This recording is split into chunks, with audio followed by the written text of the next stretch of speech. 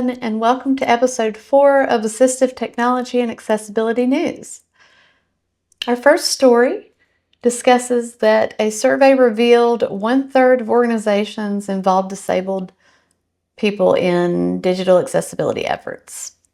A recent survey has highlighted that only 1/3 of the organizations directly engage with disabled individuals in their digital accessibility initiatives. This finding underscores a significant gap in inclusive design practices, despite growing awareness of the importance of accessibility in digital spaces. Many organizations recognize the importance of digital accessibility. A substantial number still fail to involve disabled users in the design and testing phases of digital products and services. This lack of direct engagement can lead to digital solutions that do not fully meet the needs of all users, particularly for those with disabilities. Experts emphasize that involving disabled individuals in the development process is crucial for creating truly inclusive digital experiences. Their firsthand insights can identify barriers and inform design decisions that enhance usability for everyone. The survey's findings serve as a call to actions for organizations to prioritize inclusive design and ensure that accessibility is integrated into the digital development process from the outset. By doing so, companies can create a more equitable digital environment and better serve the diverse needs of their users. Our second story is that the 2025 IAAP Certification Handbook has been published. All policies outlined in the 2025 edition are an update and extension of the terms and conditions agreed to upon entering any IAAP or International Association of Accessibility Professionals certification program. You can view the 2025 IAAP Certification Handbook now or anytime on the IAAP certification website. Starting June 15, 2025, IAAP will require all future and current certificants to confirm that they have reviewed the handbook in the IAAP certification portal before proceeding with any of the following: submitting a CAEC form, starting or submitting a certification application, or submitting a renewal form. This resource serves as a valuable guide for those pursuing or maintaining IAAP certifications and reflects the IAAP's commitment to upholding the highest standards in accessibility professionalism. And I have linked that below. Since we talked about Apple products last week, let's talk about Google products and their updates this week. Google is expanding accessibility with Gemini AI on Android. To mark the Global Accessibility Awareness Day 2025, Google announced major accessibility enhancements to Android through the integration of its Gemini AI, reinforcing its commitment to inclusive technology for people with disabilities. Google is bringing its advanced Gemini AI directly into Android devices to make digital interactions easier for people with a range of accessibility needs. Through voice commands, users can now interact naturally with Gemini, which can read and summarize texts, assist with message composition, and provide spoken responses, all aimed at reducing barriers for those with vision, mobility, or cognitive impairments. One standout feature is Gemini Live, an upcoming real-time conversational interface. Users will soon be able to speak naturally to Gemini, pause it, and receive live responses. A key benefit for individuals with speech delays or those who process information more slowly. Gemini supports multimodal input, allowing users to combine touch, voice, and visual cues to control their devices more intuitively.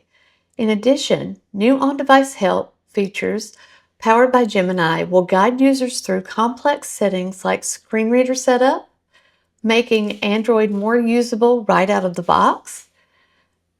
Google also announced updates to key Android accessibility tools.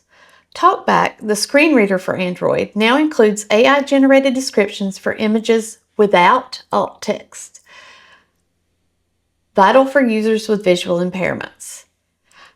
I want to add, this will be interesting to see if it picks up on Well, how well it does first, and if it does a good job describing, because I've not found any AI or AI generative things that either properly describe or fully describe the images. I'm not, but again, I'm not a screen reader user. You guys who are blind that use screen readers every day, I would love to get your feedback on how some of these generative AI alt text tools are. But personally, the ones that I've tried, sometimes they leave something out. Sometimes it doesn't explain enough in cultural context. So like it's an image of somebody who is a public person who's pretty famous and people are going to know who they are. They never put that in there, or a character from a show. And so it's just interesting to see how they actually generate right now. I wonder if y'all have found, and because I have a Mac right now, I don't have JAWS to test it. So let me know how JAWS does with the AI generative alt text as well. That would be interesting to know. Then there's Project GameFace, a hands-free gesture-based controlled system originally for PC. It's now being developed for Android to allow users to control their device using facial expressions. These improvements reflect Google's growing focus on inclusive design, using AI to close the accessibility gap by expanding access to assistive tools and building them into mainstream devices. The company aims to empower millions of people who rely on technology, not just for convenience, but for independence. All right, we are to the training of the week. This week, Jan, the Job Accommodation Network, is going to send out a link to a recording of their webcast last week, which I missed. So I have registered for that. You will get an email on Thursday, May 29th at 2 p.m. from Jan, and they're releasing the recording for the webcast Stay at Work or Return to Work Accommodation Strategies for Enhancing Workforce Retention. Stay at Work or Return to Work, SAW or RTW, programs that include reasonable accommodations, support employees with injuries or health conditions, allow them to stay on the job, or return as soon as possible. Accommodation strategies such as modified and flexible schedules, job restructuring, transitional work, or reassignment can help employers retain key employees while keeping productivity on track. So I just want to say that I'm someone who used some of these accommodations through in the United States, and in most of the states in the United States, they have the Family Leave and Medical Act, FMLA. What my employer allowed me to do, because I get migraines, and they took me off my migraine control medication. It's a more flexible FMLA time off. So typically people who take FMLA will take off like however many weeks or a month or however long. So mine was called intermittent FMLA, so I could work on the days that I didn't have migraine. I found that was very helpful. I still was using a lot of my vacation and sick time, but it did allow me to work on my caseload so that people were still receiving services and my caseload didn't get backed up or wasn't pushed on to another employee. And I found that to be great. I didn't feel bad about pushing my workload onto someone else. Plus, I was able to continue pushing my workload forward. This training from the Job Accommodation Network will offer valuable insights into the accommodation process and effective management of SAW or RTW situations, along with practical advice for navigating the Americans with Disabilities Act, ADA, related matters. And so registering for this, again, you're not going to have the live webcast. You're going to get an email with a link to the recorded webcast. Like I said, last week I was doing something else, so I missed it, but they will send you a link to the recorded webcast. And I also will link the Jan webcast library so that you can watch past webcasts or see which ones are coming up as well. Jan's a great organization. I'm a total Jan fan. And they even like to say that. And if they see me do this, they'll know who I am. I always come up to their booth at conferences and just thank them. I always attend as many of their sessions at conferences as I can, because they stay up to date on assistive technology and have interesting assistive technology ideas, as well as a whole database of assistive technology. So if you do go to the webcast link, I encourage you to explore their website. They do have all kinds of resources for people who work in assistive technology, job accommodations, accessibility. They're just a great crew.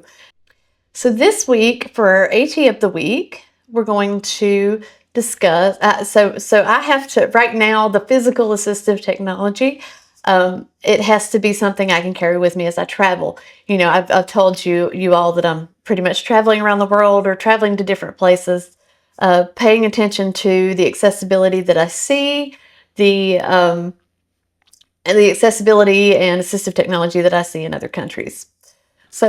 But I can only carry so much with me. So unfortunately, I don't have a lot of my assistive technology I used to have, but you know, I've got a few things with me that are travel friendly, and then I can show you some of the more technical things on the computer. So today we're going to discuss bold writing pens. And some of the ones I have are pretty old, but they're even newer than some of the older pens that we used to call. And I can't even remember the name of the old bold writing pen. It's something 20, and I cannot believe I forgot the name of those pens because people requested them all the time. I think they just called them the 2020 pen, but I could be wrong. And it has nothing to do with the year 2020. They disappeared before the year 2020. I'm not sure. I cannot remember why they told me they stopped making them. Either the company went out of business. But if I do a deep dive back into that as a video, I will do more research and let you know. It just kind of popped in my head. Oh yeah, there was an old pen that everybody requested all the time. And I just cannot remember what it was right now. Essentially, they were replaced by these bold writer pens. So these were the update that I got after those other pens disappeared. But I have 3 different types of pens, and then 3 different pens from 3 different companies. And then 2 of them are from the same company. They're just different thicknesses. So first I have this is an Optilec 2020 Easy to Read pen.